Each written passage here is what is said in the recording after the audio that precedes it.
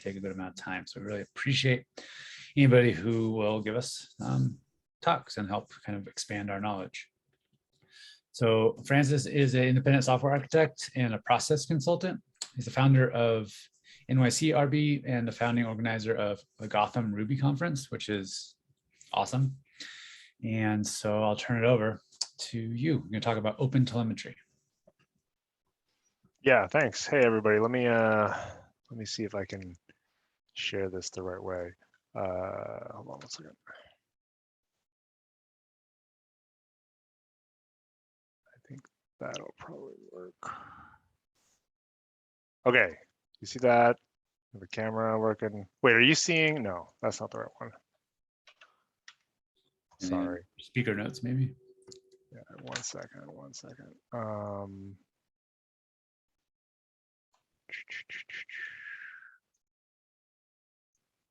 How do I switch it?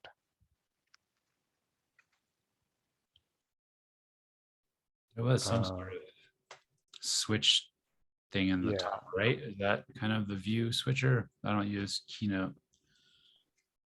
But when you put in, I'll do it here. Oops. Apologies, guys. I should have this down by now. Do you see the top? Thing is, oh, there you go. Yep. I would say the great thing is that your technical difficulties meant that I got back in time. Nice. All right. I aim to please.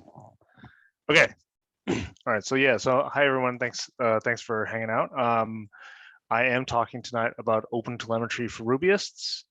To start out a little bit about me, yes, as said before, I'm a founder of NYC.rb, co-founder of Gotham Ruby Conference. I'm a Ruby programmer since 2002, which is a pre-Rails year. These days, I do a lot of independent software consulting, which is how I get to be into this kind of work. I'm a contributor to OpenTelemetry Ruby. And currently, my current engagement is I'm helping in a large financial services firm with their OpenTelemetry implementation. That's mostly a Node, actually, but a lot of the stuff we're talking about is kind of the same. So yeah, let's talk about OpenTelemetry. Some of you may have heard of it. It's kind of gathered a lot of steam in the last year or so. Git in the Ruby space, GitHub uses OpenTelemetry. And in fact, there are a couple of other big Ruby companies that do it, that use OpenTelemetry. Shopify uses it. Heroku uses it. They're all using it with their Ruby backends. If you were to go to the OpenTelemetry website and try to figure out what it is, it'll say it's an observability framework for cloud-native software. It's a collection of tools, APIs, SDKs, blah, blah, blah. It's like kind of a lot, right? And so, and I find that the Ruby community, right, wants to start from the simplest, has an instinct to go for the simplest things, is very skeptical, rightly so, I think, of kind of a lot of buzzwords. So I wanted to break down what OpenTelemetry is for a Rubyist audience. What problems does OpenTelemetry solve? Does it actually have to be that complicated? And is it relevant to my organization? So yeah, let's start with the main problem that OpenTelemetry solves has to do with tracing, right? So we've been doing sort of single app tracing for a while. Application APM is the common term for this, right? New Relic, a bunch of other tools. This is a screenshot of Elastic APM, which is it's an open source product they use, but there's a bunch of them now, right? And you can sort of see at the bottom half of that page, there's sort of this waterfall, this trace of a single Rails controller action. You've got the HTTP, the outer bounds of that method call, and then sort of a couple spans down, you've got select from votes, so that's a database hit, and then it's rendering a Rails partial and so on and so forth. This structure at the bottom here is called a trace. A trace is a tree structure composed of one or more spans. There's going to be a lot of them in this talk. And that's a single app, right? You can imagine if you were to write that yourself, you would basically say, okay, I have my Rails app. I have to figure out some way to put Ruby code inside the Rails app that sort of listens to these common method calls and sort of gathers the data and at some period sends it out to some backend to sort of stitch it all together and make it sort of viewable, right? So in this case, you've got an agent it's sending out to, that's the Elastic APM logo. But what if you're using multiple apps, right? We're sort of living in this world where distributed services are often the default, depending on your organization, depending on the scale, depending on the problem. And so what's started to emerge over the last couple of years is the need for distributed tracing, right? So this is Elastic APM serving you a distributed trace, which is a single transaction that is served through multiple REST services, one calling the other according to whatever logic, right? You've got the dashboard call at the very top, and then it does a bunch of stuff. And then a couple hops down, it calls API products top, which calls some other service. And it all sort of stitches it together into one thing. So you can sort of figure out end to end. Here's a trace, it hopped across a couple service boundaries, but here's the whole thing and sort of the timing of everything.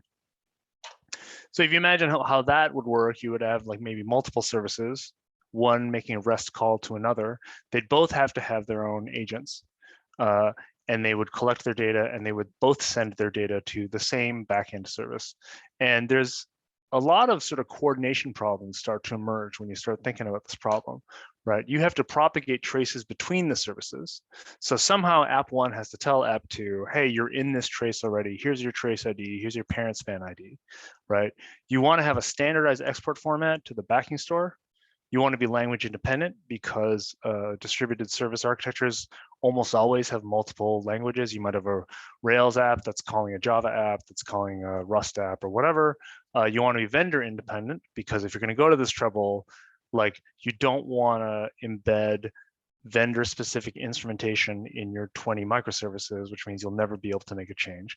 And of course, you don't want to hurt performance or add bugs because there's no point in trying to monitor the quality of your infrastructure and then make it worse in the process. So that's kind of what OpenTelemetry is intended to solve. It's a very large process that's sort of been years in the making. It's a framework for instrumenting and collecting and exporting this data. It's worth noting that it does not store, analyze, or visualize. So OpenTelemetry does not pick one backend or another. It's sort of meant to work with everything. It's fully open source. It's vendor agnostic, so you could use it with a bunch of different open source backends or commercial hosted backends. And it's language agnostic because, again, as mentioned, you need to support a bunch of languages all working with each other, all calling each other's services. A framework in the OpenTelemetry context is not like a framework the way that Rails is a framework, right? It's not like a repo that you can start generating an application with or whatever. It's much bigger and more meta.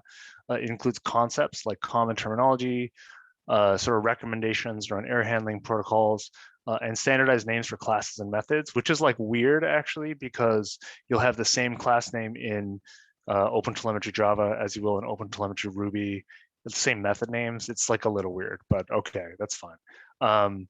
It has a lot of open source libraries. So the client libraries are all language specific. There's an OpenTelemetry Ruby, which I've contributed to, but there's one for Java, there's one for Node, and there's a bunch of instrumentations, which I will mention to go into later. And there's a thing called a collector, which I'll also mention later. So okay, we've got a bunch of like meta best practices, and then a bunch of implementations that are all open source. But there's a lot. But let's like dig in with a little bit of code. So let's start with a really simple example. You have a Rails controller that just shows JSON for a product, right? It gets a single product from the database and it renders it as JSON. If we want to do this on locally, one open source, really simple way to start is using Jaeger, which is a tool developed, I think, at Uber, but it's just an open source backend that can handle distributed tracing. You can run it with this Docker command. And then you would configure it actually just with this. The Rails configuration, the Ruby configuration for OpenTelemetry is like very, very nice and easy, especially compared to other languages. But you're setting an environment variable, which say I'm sending my traces to Jaeger, that's my backend. And then you sort of configure the SDK. Those lines use OpenTelemetry instrumentation Rails active record. Those you're telling it like, these are the libraries I've got and I want you to be monitoring calls to them. And then you need a service name because you need to tell the backend, call me products when I show up in these traces. So here's what we've got. It's like a very simple sort of trace, right? You're doing product controller show. There's a little find by SQL layer down. And those instrumentations have sort of hooked into sort of the common things that are used, right? You know that if you're instrumenting active record, you want to instrument querying and inserts and updates and so on and so forth. This is kind of what it looks like inside the Ruby code. You've got these different instrumentations. That little telescope is the OpenTelemetry logo.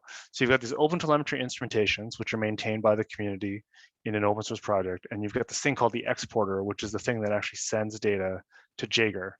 That's the Jaeger logo. So the instrumentations come in pretty handy, and a client library that is pretty mature kind of has like all the really common ones covered, right? So if you're working with Rails, all the Rails stuff is an instrumentation. There's instrumentations for Mongo and Sidekick and Rescue and Redis. And so you can sort of just like snap in these pieces. They're meant to sort of be just like a couple of lines of configuration and installation, and then you're good to go. Okay, so that was a single app. Now let's talk about two apps, because again, we're talking about distributed tracing. So let's make it so that our products controller gets most of its information from its own database, but then it also wants to get inventory from a separate service, right? This is a common thing. Maybe the inventory changes much more quickly. You want a separate inventory service, right? So you call this inventory endpoint and you basically merge that into your own product JSON, right? Now let's, and then here we add, this is the configuration we just saw before. The one line we've added is instrumentation for Faraday, because Faraday is the HTTP client we're using to call the inventory service. And then let's have our inventory app, right? Which just, it's like just, we're just gonna fake it. We're gonna return a random number from 0 to 99. It's actually pretty buggy, but that's fine for now, right? And this inventory, that we will also use an OpenTelemetry instrumentation here. Right, and so we say like you've got Rails and you're going to call yourself, you're the inventory service, you're not the product service. Okay, so if you call that endpoint and you report it to Jaeger, this is what it looks like now.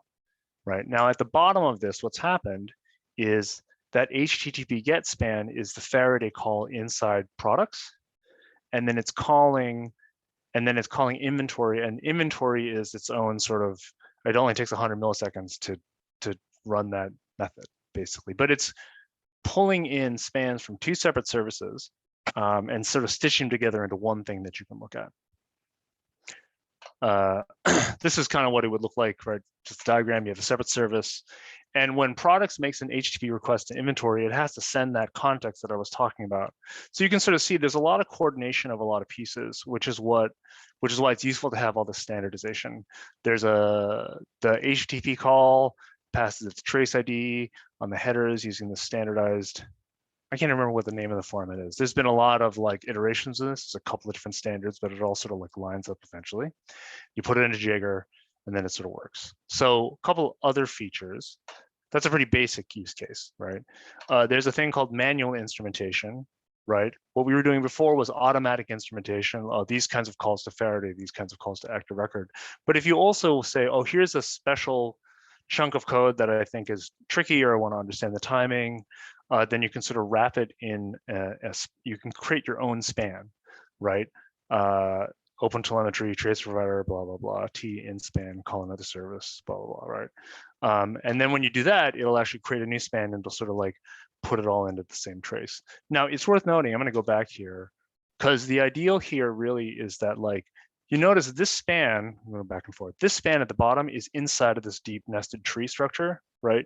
But when an application programmer is writing this line, they don't have to ask anything about where they are, right? So you're sort of like, you're ultimately creating a hierarchical ordered sort of like timeline, but you don't, and you have a parent pretty much always, but you don't, the application programmer doesn't have to like figure out how to reference that parent or understand. You know, they're just saying, well, I guess OpenTelemetry is just going to take care of it for me. Bunch of other things. So these spans have attributes, and so you can put stuff on it, like what's the, you know, you can put notes on it, you can put library, you know, what version of Sidekick am I using, blah, blah, blah. There's sampling. This generates a ton of data on a real application. So maybe you don't want to record every single trace. So you might want to record only 1% of traces randomly. There's a couple of different sort of sampling algorithms. Some are pretty simple, some are pretty complicated. And then the exporters thing, you can sort of configure how you send data downstream, right? Like, oh, send it at most, you know, send it every second, send it 100 times a second, buffer. There's a couple of different configurations you can sort of use there. And those are built into pretty much, and those are part of the standard, which means they have to be in every client implementation, Java, Python, whatever. There's also this thing called the OpenTelemetry collector, which is something that can sit in between your applications and your backend. It's basically like a pipe that can sort of take data in and send it out.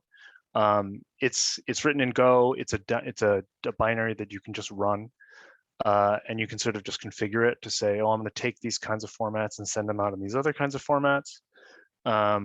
One thing that's a common use case for these collectors. So first of all, they're decent at buffering. So if you get a lot of traffic all of a sudden, but your Jaeger setup or your Elastic APM setup is going to get overloaded, the collector can hold on to some data for a while. But even you can do things, for example, like you can, if you want to test out 2 vendors at the same time, you can add both of those vendors to the collector and say every piece of data you get, send it to 2 different places, and after a month we'll sort of compare and see what we think, and then we're only going to send it to one place. So you don't have to like go and change code in 20 different applications. So that's like a lot of pieces. I'm just sort of like thrown at you guys really quickly. There is these questions it's worth asking, like, is this worth it, right? Like, and there are definitely like costs to working with this. I think, it's sort of early days. OpenTelemetry is pretty complicated, right? I just kind of, which you guys probably have some sense of. I just threw a bunch of concepts at you right now. It continues to be under active development. I mean, people are using it, but there's still a couple of rough edges. It's easy to find, and the documentation's still in progress. It's easy to find references to like the version of this library as it was 4 months ago, and then they renamed some methods, and then you're kind of like digging through it to understand what they're talking about. And you do need to decide a backing store. I mean, this is kind of all like observability monitoring issues. This doesn't change the difficulty of choosing the vendor selection process. But there's some also pretty significant upgrades for the right organization. The first one is that you can diagnose bugs that would basically be impossible otherwise. My client now, they've started to roll it out, and it's definitely something that a couple of teams have seen. They're like, oh, we realized we had this sort of like inefficient, like massively inefficient use of the service downstream, but it had to go through 2 or 3 other services for us to see what was happening holistically. I will say the community is actually pretty friendly. I think it's mostly composed of like hardcore SRE people that know that this needs to be more user-friendly and just haven't had the time to like really polish it. So in my experience, when you join the Slack, it's in the CNCF, the Cloud Native Computing Federation, I believe. And you ask questions, people are like super helpful, even like the project leads, people are like very engaged and want to help out. There is a lot of free instrumentation, right? Like if you are using any library that is like remotely popular, there's probably instrumentation for it, or it would probably be easy to get started on it. And there's a lot of community momentum. And I think that's like a big part of this. This is kind of a big investment for a large organization. But I think, and distributed tracing has kind of gone through a couple of different waves and other sort of standards, but I really think for distributed tracing now, OpenTelemetry is like solidifying as like the thing. It's going to be in place for a while. The languages supported are very extensive. The vendors that are supporting it are pretty much extensive. Like at this point, I think it's probably fair to say that if you're in the tracing business and you don't support OpenTelemetry, you need a really good reason not to. I don't really know of any major vendors that don't have plans at least to get on it. And I think actually that like the analogy, I think as to like why this is sort of winning is that OpenTelemetry is to observability as USB is to hardware connectivity, which is like which if that makes you feel like a little like weird, that's fine, right? Because like USB is kind of a mess, right? There's like all these different like USB connectors. If you ever look at the whole list of it, it's like, why do we need all this crap? But somehow, as someone who complains about USB all the time, like somehow like something inside of the design of USB managed to find an efficiency that all of a sudden everything became USB. And now we're in this world where like my cat fountain is literally powered by USB. And like the back of every, like if you go to every airplane that you can sit in, there's a USB charger in front of you, which means I could take my cat fountain on the plane and run it which would be a terrible idea, but all the pieces are there now, right? Like it's there. And I think that the biggest reason is because observability is not a problem of it being elegant. It's a problem of coordinating everything, right? Every language has to be in it working together. Every vendor has to be there. Every language library has to be instrumented.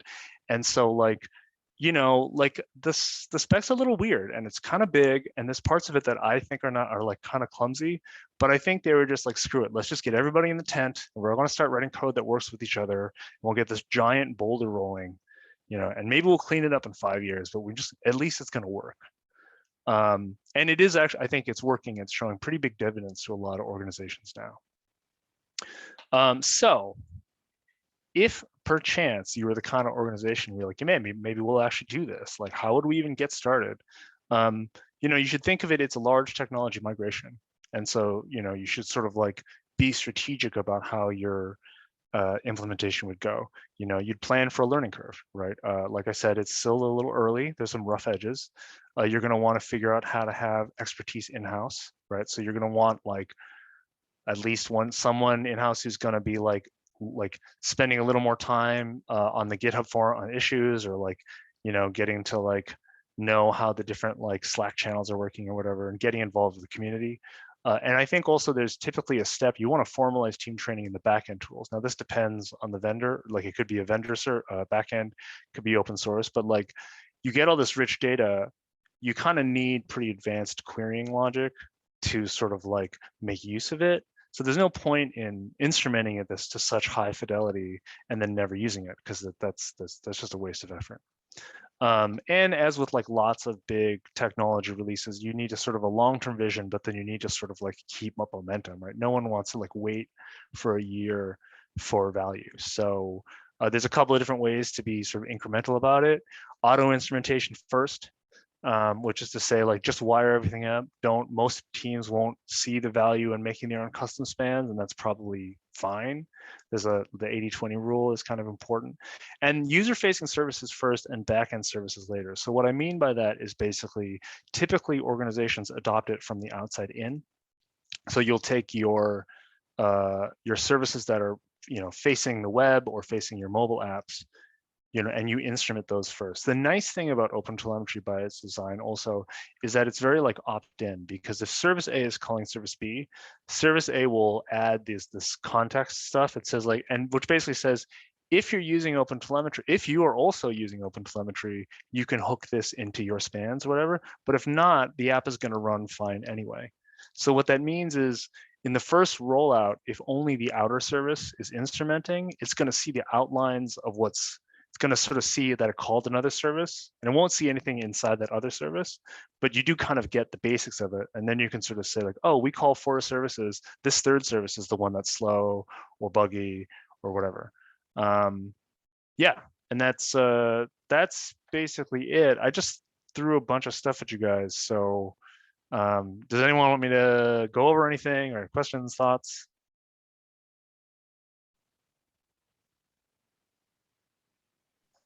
And so I might have blinked and missed this. So a lot of it's driven off of like API key, so it knows that all these things are connected and talking to each other. Versus, when you say API keys, you're talking about like. Sorry, I meant the env key or whatever. That. Like well, how does? Yeah, that's a pretty common like this, like the hotel trace. Like this env key. I mean, you have the thing, you spin it up. How does it know that all these other services are in the same, connected, I guess, in a sense? Is there just like a key connecting them all? It doesn't actually, the thing is, it doesn't actually have to know. That's one of the nice things about it, right? Like you don't need a service like for an application inside of an infrastructure to be instrumented this way. It doesn't need to have like a global service map or even a sense at a top level of like, oh, this is who I'm calling.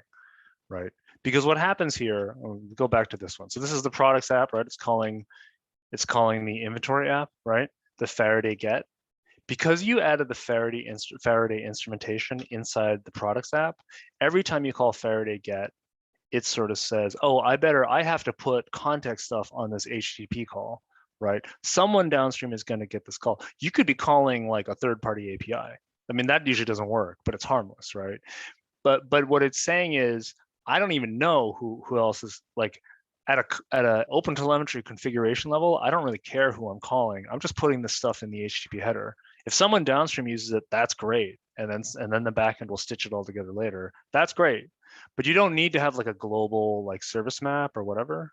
Is that answer your question? Yeah, I meant more like, is there like this tracing ID going through everything Yes. and it's how it all connected? Yes, Literally what I'm asking. I guess. yeah, that is exactly what's happening. So there's sorry if I'm jumping in, No, but go yeah, ahead. there's a basically a trace ID, yes, that gets created, and that's what Francis was saying gets stuffed into the HTTP headers when the Faraday call is made. The Faraday instrumentation is just throwing it in there just in case something, you know, on the other end is using it. And so if that other app on the other side is using it, then it will pick up that context. That's the term that is used to define all of the stuff that ties these things together. It'll pick up that context, it'll use it. And then when all of that data gets back to whatever your back end is, the back end will say, oh, they were both connected, you know, both of these spans were connected to the same trace. And so I know how to combine that data when I'm visualizing it. Thank you. I was misleading with the ENV thing, but yeah, thanks. Okay, let me ask this then. So, and this again, there's vendors here and stuff, but like, why use this? What, can't we get this from New Relic or something? You know, like that's kind of like the question, right? Kirk, I think New Relic supports Honeycomb, OpenTelemetry, right? Yeah. Yeah, So what does that mean then?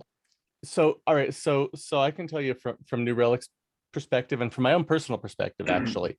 So you've got Honeycomb and New Relic and Datadog and Splunk and everybody else that all have their own proprietary protocols for how they pass data around. And they're all spending, you know, have spent enormous amounts of time and energy maintaining these proprietary protocols. But OpenTelemetry does the same job in a non-proprietary protocol. And so for a vendor like New Relic, what it is that, you know, we're just saying that this is the direction the world's moving in. You know, people are going to be instrumenting their apps with OpenTelemetry because then they aren't locked into a specific vendor. There's a variety of benefits. And so from a vendor point of view, they want to be able to support it so that, you know, they're in the conversation when somebody's deciding where they're going to send their data. And from a, you know, point of view of somebody writing the software, you don't have to go and do vendor specific stuff to integrate with a specific vendor's, you know, language agent or something like that. You can do vendor agnostic stuff, and you know, you're probably better off then. Like more specifically, right? Yeah, like New Relic is a good example, right? New Relic, I think, is, for me, it was definitely the first APM I ever used, right? It was like a big, I think they're kind of considered a pioneer in the APM field, right? So from early days, if you're writing a Rails app and you're using New Relic, right, you would install in your Rails app the New Relic gem, right? Which was New Relic's custom code that like hooked into a lot of common method calls inside of a Rails app and then did their own sort of version of that, right? But if you imagine a scenario where in the future, you know, you have 20 different microservices, some are in Ruby, some are in Python, some are in Node, whatever, and they're all hooked into one vendor, could be New Relic, could be Honeycomb, and you wanted to try out another vendor or bring it in-house, because some teams still do prefer doing this stuff within their own like open source installation, like you would have to change the instrumentation on 20 different microservices, right? Which is just like a huge headache. And of course, the other thing worth noting is that, you know, there's the feature competition, but also like the cost on this stuff can get pretty intense. So like, you know, when you start getting it a certain, these are like buy versus build scenarios, like being able to switch because of that is like a big deal. So the sort of the OpenTelemetry feature and the transition to this is slow depending on the organization, but is basically the applications themselves don't have a specific reference to New Relic, Honeycomb, Jaeger, whatever. They just say, I'm OpenTelemetry, we're done. Right? And then you point it to the collector, which is what I was talking about. That's the Go binary, which is just like a pipe, right? It just like redirects traffic. And you can say, okay, we're choosing between, today we're gonna evaluate, for the next month, we're evaluating between New Relic and Honeycomb. So I'm putting that in the YAML file of the collector. All the data will be sent to two places. We can see what we say, or like New Relic and Jaeger, or Jaeger and Elastic APM, whatever you're evaluating, you could try it out. Each place gets the same data. Then you can shut off one, and you don't actually have to change much application code. So it sort of like changes the point of configuration. I think also I've got to imagine, like, if you're like a vendor and you're trying to write custom like instrumentation code, like we're like Python programmers, Node programmers, Ruby programmers, we never run out of new libraries to write, right? So like that's a crazy race to try to be in, right? I don't know. So try to like pool that work into the common OpenTelemetry layer, and then let the vendors compete on like the stuff that they can be really good at. Right, so you do want to use like New Relic, for example, just because they have like super awesome dashboards and connect to PagerDuty and like things like that, right? That's sort of what would be a good reason to use a vendor that also uses the protocol. Yeah. I mean, that's kind of it. You know, then the vendors compete based upon their features and not what their agent does or doesn't do, because that there's diminishing returns in that, you know, and so, you know, it's you can focus just on the features of the platforms. Cool stuff. Yeah, I was kind of curious, I guess, Francis, I was trying to poke around on the repository there a little bit, right? There's a ton of clients, right, for all the various languages. So you can see like the Ruby client and so forth. But is there, like, if you wanted to host this yourself, is there an equivalent for that, like hosting OpenTelemetry on your own server to basically handle the collection? Just kind of curious about that. Maybe it's probably in the docs. I'm just trying to scramble while you're talking, trying to figure out how this stuff all connects together. So yeah, it's a lot of pieces. So that's the back end part, right? The OpenTelemetry, this instrumentation is just going to go in the apps you're already deploying anyway. The back end part, which could be New Relic, it could be a commercial vendor, New Relic, Honeycomb, Mastagon, or it could be one of the open source options. Jaeger is actually, I mean, I was using Jaeger as the toy example because it's really easy to set up on your laptop, but people do, like Uber uses Jaeger in production for all of Uber's telemetry, right? So you know they've got a lot of data. So there's definitely an Elastic APM. So there's a couple of open source options too, but it's not, you know, there's a difference between, you know, doing it just to develop, just to play around on your laptop and like actually doing it for production. Like that's there's no way to make that an easy choice. Like you still should be, you know, vetting out like, well, what would it take to stand up all these Jaeger machines? Like, or you know, and I've actually never hosted that stuff. I have no idea. But it's like a meaningful commit no matter how you slice it. okay, yeah, thanks. No, I agree with you. It's not something you just, yeah, I'm just going to set this up in one day and boom. But I was just kind of curious if there was something blessed by the community other than Jaeger or other stuff in there. I was just kind of curious. Yeah.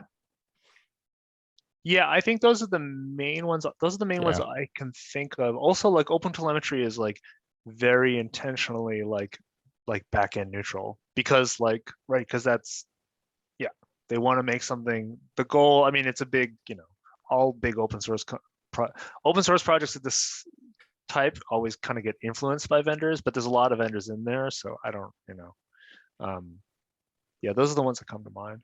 Yeah, if you want to stand up your own backend to play with it, Jaeger's probably the easiest.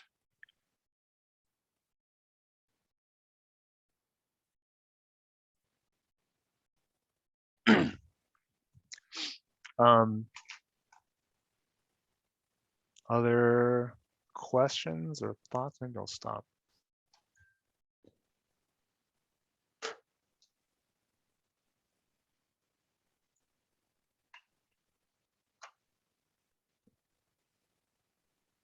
Yeah. Anything else I could clarify, expand on, as long as I'm here? Yeah, I guess, can you get alerting from this as well? Like, sorry if I missed that too when I blinked, but is that something, how would that work? Well, that's another thing that goes to the back end, basically. Yeah. Right. And so you'd have to sort of figure, this is OpenTelemetry again, is sort of, if you imagine sort of the pipeline of like, here's the apps, here's like sending the data, and here's what you do with the data. OpenTelemetry doesn't do anything with the data, but it makes it the very large task of gathering the data in a standard way, like much easier.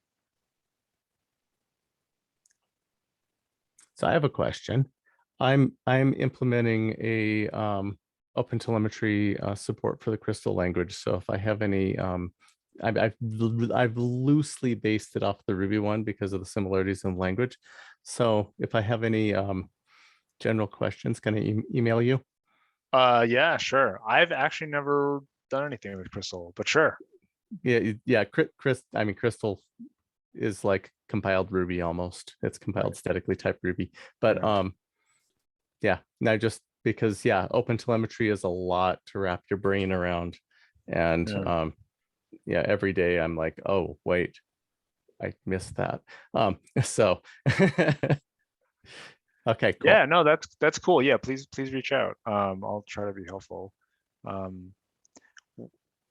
The most interesting thing across languages, having done a lot of the work in the Ruby side and the Node side, is like watching all the auto instrumentation has to hook into the runtime in these weird ways, and it's always like super language specific. Like Ruby uses a lot of monkey patching, but the Node has this preload concept, which is kind of different. Like load order in instrumenting Node is a giant pain depending on your application, but I think it's like less of a deal in Ruby. Or maybe not, I don't know. But and then Java has its own like AOP style hooks built into the JVM, and yeah, it's interesting. We're going to start apparently this quarter working with OpenTelemetry and iOS in like Swift and in Kotlin. So there are libraries, but I have no idea how that's going to go. We'll see. And that's actually a good thing I think to call out, is that the OpenTelemetry project, if you go to it, they'll have there's a set of 8 or 9 languages, something like that, for which there are official blessed libraries. But there's libraries that are community supported for everything else. So like you won't see Rust on the OpenTelemetry website, but there is a community supported OpenTelemetry client implementation for Rust, for example. And so whatever language you happen to be working in, there probably is one, unless like Crystal, it's just nobody's written it yet. And then you've got some idiot like me who's trying to. And I think that like the fact that like the community consensus is emerging means that it's easy for other like weird marginal use cases to be more justified. So one of the things that we've been working with, AWS Lambda, AWS now has these teams that make like Lambda layers for OpenTelemetry that are like, you can just install it with like a command line in your like CloudFormation, or a line in your CloudFormation. But basically like the idea is that like if you have a Lambda function that runs in Node, is what we're working with, right? It kind of does the Node instrumentation, which is similar to the Ruby instrumentation I was just showing you guys, but it also has a little mini collector agent inside the Lambda instance, because if your Lambda function invocations go from 0 to 10,000, right, you might create a bunch of telemetry data, and then you might kind of like spam the downstream collectors. So they have their own collectors that can sort of hold on to the data and like keep trying, and then sort of shut down gracefully and try not to lose data. So that's like, that's kind of like that's what community momentum gets you, right? It's easy inside of AWS to be like, all right, let's have a team. Let's have like, 6 guys just banging away at open source versions, like our like layer support, just for AWS Lambda in Python and in Node and stuff. It's so little, it mostly works. It's a work in progress, but yeah. Okay, I guess, any other questions, thoughts? I think you just brought up a good question about hosting. And then like, so I remember back in the early days of Mongo, in order to successfully work with Mongo, you also had to have Redis, and you had to send everything to Redis. And then when Mongo was ready, Redis would send to Mongo. So is that, queuing in order to protect the telemetry service? Is that something that's a concern today, or do you know?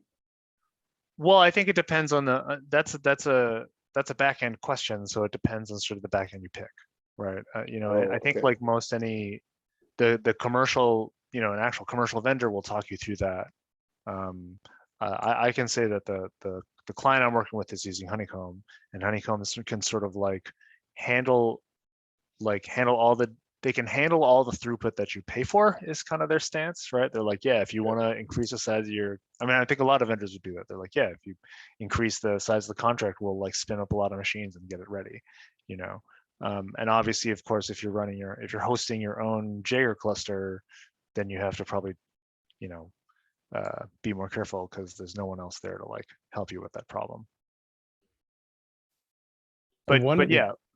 Oh, I Sorry, would say one of the use cases too that's sort of kind of parallel to that when you're talking about running your own collector is that you can also use the collector to filter or do, you know, if there's like you have data maybe that might be sensitive in some way that you don't necessarily want to propagate up to whoever your backend is, you can insert your own middleware essentially into the process by running your own collectors so that you can sanitize your data, or you can say, you know, we're collecting all of this data, but maybe we don't want to send all that data. We only want to send a fraction of it.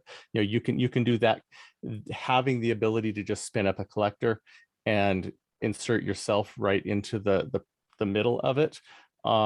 Before you talk to whoever your backend is, gives you the power to control your data that you're sending to your backend. And for some people, that's really important.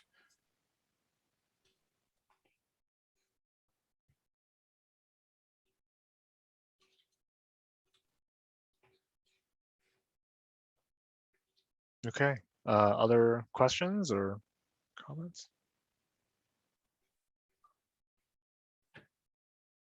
All right. Sounds all right. Thanks, guys. Yeah, Thanks for thank you. listening. Thank you. Yeah, super awesome. Just love the deep dives and learning something like fully new that I wasn't even aware about, which I feel ignorant, but I've been head in the sand mode, so it happens. So thank you for the time, and you know, I'm sure the expertise you've gathered is amazing in this kind of category of an application and implementation of things. Boggles the mind. Anything else anybody wants to throw out there before we sign off? Things you thought about, or you want to speak and you want me to intro you to Dan?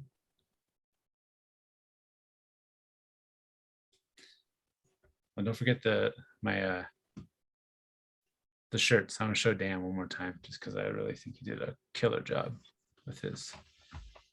Love that picture. Yeah.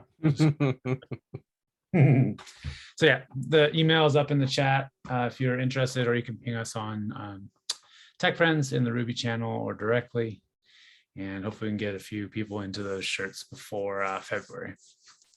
And thanks again, Antonio and Francis. Super appreciate your time and energy to speak with us. It was amazing, and we will see everybody in February. Awesome. Have a good night, y'all. Thanks, everyone.